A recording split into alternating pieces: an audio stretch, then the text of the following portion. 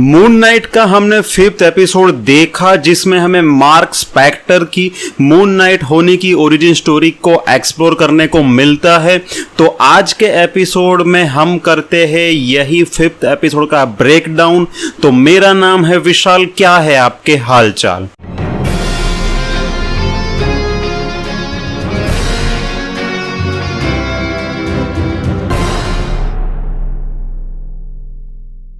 तो एपिसोड 5 की शुरुआत वहीं से होती है जहां पर 4th एपिसोड का एंड हुआ था।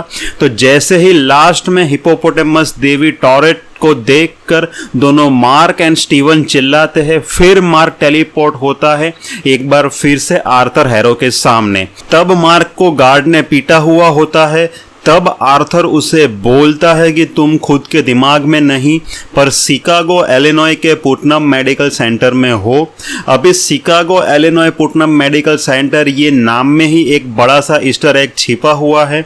तो कॉमिक बुक में मार्क स्पेक्टर का होम टाउन शिकागो का इलिनॉय होता है, पर जब मार्क को DID होता है, मिस डांस इंडिया डांस नहीं, मैं बात कर रहा हूँ डिसोसिएटिव आइडेंटिटी डिसऑर्डर के बारे में। तो मार्क के पिताजी उसके इलाज करवाने के लिए पुटनम मेडिकल सेंटर में भर्ती करवाते हैं। फिर ये पूरा सीन को हम देखते हैं तो मार्क के पीछे बहुत सारी मेडिसिन रखी हुई होती है जो कि बताता है कि मार्क बहुत ही बीमार है। फिर आर्थर हैरो के पीछे हमें बहुत सारी बुक्स देखने को मिलती है जो बताता है कि आर्थर हैरो के पास बहुत सारी नॉलेज है एंड वो मार्क के कंपैरिजन में काफ़ी ज़्यादा स्टेबल है। फिर मार्क भड़कता है एंड वहीं पर पहुंच जाता है टॉरेट के सामने। तो टॉरेट उन्हें बताती है कि वो लोग है डुआट में, इजिप्शियन माइथोलॉजी के मुताबिक वो अंडरवर्ल्ड है, मीन्स हेल है। तो कॉमिक में भी डुआट एग्जिस्ट करता है जो कि एक अलग रिल्म है एंड जिसे ओजाइरस रूल करता है। जो भी यहाँ पर पहुँचता है वहाँ एन्यूबिस हर किसी के सोल को जज करता है। फिर वही इंसान का हार्ट को तराजू में तोला जाता है एक फेदर के साथ। अगर वो हार्ट फेदर से हल्का हुआ तो वो हेवन में जा सकता है, अगर हार्ट भारी हुआ तो उसका हार्ट कंज्यूम कर लेती है एमिड जिसका मगरमच्छ जैसा मुंह है एंड वो इंसान डुआट में ही रहेगा जो कि है हेल। पूरे कन्वर्जेशन में टॉरेट एंसेस्टर ब्लेन का भी नाम लेती है तो जो कि ब्लैक पैंथर की सोल की रेस्टिंग प्लेस है।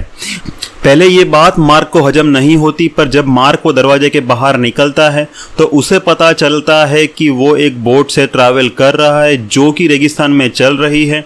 एंड इजिप्शियन माइथोलॉजी के अलावा और भी माइथोलॉजी की ये बात है कि जब आपकी सोल को जज किया जाता है तो आपको बोट में ट्रैवल करना पड़ता है। तभी टॉरेट उनके हार्ट को निकालती है एंड वो उन्हें बोलती है कि उनके हार्ट एंड फेदर वाला तराजू को बैलेंस होना पड़ेगा, तभी ही वो लोग हेवन में पहुंच पाएंगे। हाँ, पर यहाँ पर मार्क एंड स्टीवन के बीच में कुछ अनसॉल्व्ड इश्यू है तो वो लोग वहाँ पहुँचते हैं जहाँ पर मार्क की मेमोरीज है जिससे वो सब कुछ सॉर्ट आउट कर सके। फिर वो लोग अलग अलग दरवाजे जो कि मार्क की मेमोरीज है वहाँ पर पहुँचते हैं तो हमें एक QR कोड देखने को मिलता है। अगर उसे हम स्कैन करेंगे तो हमें एक बार फिर से एक फ्री की कॉमिक पढ़ने को मिलेगी जो कि है 1980 में आई हुई मून नाइट कॉमिक वॉल्यूम 1 जहाँ पर मार्क स्पेक्टर की ओरिजिन बताई गई है एंड यही ओरिजिन हमें ये पूरे एपिसोड में देखते हैं। फिर वो लोग एक कमरे में पहुंचते हैं, वहां पर सारी डेड बॉडीज है जिन सबको मार्क स्पेक्टर ने उसकी लाइफ में कभी ना कभी मारा था एंड मार्क को सब याद है कि उसने किस किस को मारा था। पर इसमें हमें पता चलता है कि खॉन्सू ने मार्क को इसीलिए चुना था कि जो रात में ट्रैवल कर रहे हैं उसे वो प्रोटेक्ट कर सके। फिर हमें एक ऐसे सीक्वेंस देखने को मिलती है जहां से मार्क स्पेक्टर की ओरिजिन की शुरुआत होती है। हमें एक छोटा सा बच्चा देखने को मिलता है जो कि उसके पेरेंट के साथ पिकनिक कर रहा होता है एंड ड्रॉ कर रहा है एक फिश जिसका एक फिन नहीं है। एंड ऐसी ही फिश हमें फर्स्ट एपिसोड में देखने को मिली थी।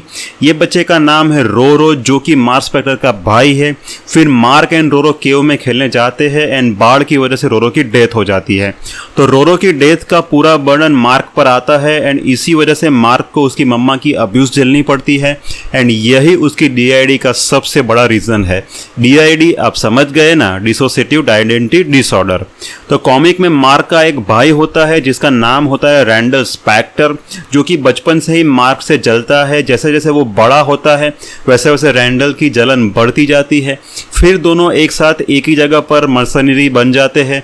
फिर रैंडल ने मार्क को धोखा दिया एंड फिर उनकी फाइट हुई एंड उसमें रैंडल बहुत ही ज़्यादा जख्मी हो गया होता है। तो जैसे मार्क मून नाइट बनता है वैसे ही रैंडल को आर्टिफिशियली पावर दी जाती है एंड रैंडल खुद का नाम रखता है शैडो नाइट। तो ये सीरीज़ में रोरो की डेथ हो चुकी है, तो ये सीरीज़ में शैडो नाइट देखने को हमें नहीं मिलेगा।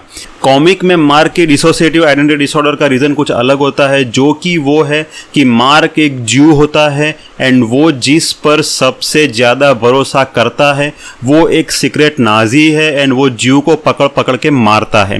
वो मार्क को भी पकड़ लेता है पर मार्क वहाँ से भाग जाता है एंड यही सीक्वेंस में उसमें दो पर्सनालिटी डेवलप हो जाती है, एक जेक लॉकली की एंड एक स्टीवन ग्रांट की। पर सीरीज़ में बात करें तो मून नाइट का ओरिजिन कॉमिक की तरह ही जा रहा है। मार्क एक मर्सनरी होता है एंड बुशमैन जो कि उसके मून नाइट बनने के पीछे का एक रीज़न है। मार्क मरने जैसा हो जाता है एंड फिर मार्क बनता है मून नाइट। फिर मार्क बुशमैन की आर्मी के साथ लड़ता है एंड बुशमैन को मार डालता है, पर वो मरता नहीं होता है एंड हमें डेड बॉडीज वाला रूम देखने को मिलता है। वहां पर भी बुशमैन देखने को नहीं मिला था। ये सीक्वेंस में हमें लैला के पापा भी दिखाई देते हैं, जो कि है अब्दुल फॉली।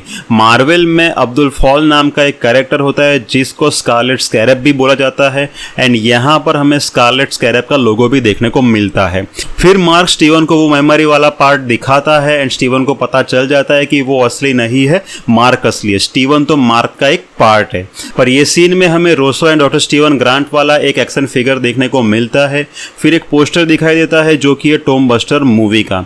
तो ये पोस्टर में अगर आप डॉग पर्लिन का नाम देखोगे तो आपको पता चलेगा कि डॉग मॉइंक एंड डॉन पर्लिन ये दोनों वो लोग हैं जिन्होंने मून नाइट को क्रिएट किया था। ये पोस्टर के कोने में हमें TA देखने को मिलता है एंड जिसके नीचे लिखा होता है टाइमली एटलास प्रोडक्शन। तो मार्वल कॉमिक्स पहले एटलास कॉमिक्स कहलाता था, जो कि उसके पहले टाइमली कॉमिक्स कहलाता था। तो टाइमली एटलास प्रोडक्शन और कुछ नहीं, मार्वल कॉमिक्स के पुराने नाम है। फिर एक इमोशनल सीन देखने को मिलता है कि मार्क उसकी मॉम के फ्यूनरल में जाता है पर वो घर में नहीं जाता, वो पूरा ट्रॉमा से बाहर निकलने के लिए स्टीवन की पर्सनालिटी को आने देता है। स्टीवन को पता भी नहीं होता कि वो कहाँ है। वो उसकी मम्मा को फ़ोन करता है पर आप कॉल में देखोगे ना ही किसी का फ़ोन है एंड ना ही किसी को डायल किया गया है। ये पूरे सीन में ऑस्कर आइजैक ने क्या एक्टिंग की है, माय गॉड, ये सच में मार्वल के और एक्टर्स को खा जाएगा यार। ये पूरे एपिसोड को एक ही एक्टर ने प्ले किया है। यहाँ पर स्टीवन भी वही है एंड मार्क भी वही है, मीन्स ऑस्कर आइजैक ने ही दोनों कैरेक्टर प्ले किए हैं। फिर उसके बाद के सीन में बोट पर मार्क एंड स्टीवन की लड़ाई होती है अंडरवर्ल्ड के लोगों के साथ एंड ये लड़ाई करते करते स्टीवन बोट से नीचे गिर जाता है एंड स्टीवन यहाँ पर मर जाता है एंड तभी वो तराजू बैलेंस हो जाता है एंड मार्क पहुंच जाता है हेवन में। तो एपिसोड बहुत सारे सवालों के साथ एंड होता है, जैसे कि क्या स्टीवन सच में मर गया एंड अगर तराजू बैलेंस हो गया तो वो तीसरी पर्सनालिटी कहाँ है, जो कि बहुत ही ब्रूटल है। तो ये सारे सवालों के जवाब हमें सीजन फिनाले 6 एपिसोड में मिल जाएंगे। तो इसी के साथ ये वीडियो को यहाँ पर ख़त्म करते हैं। उम्मीद है आपको यह हमारा वीडियो पसंद आया होगा। अगर वीडियो पसंद आया तो वीडियो को लाइक कीजिए, शेयर कीजिए और चैनल को सब्सक्राइब कीजिए। Thank you.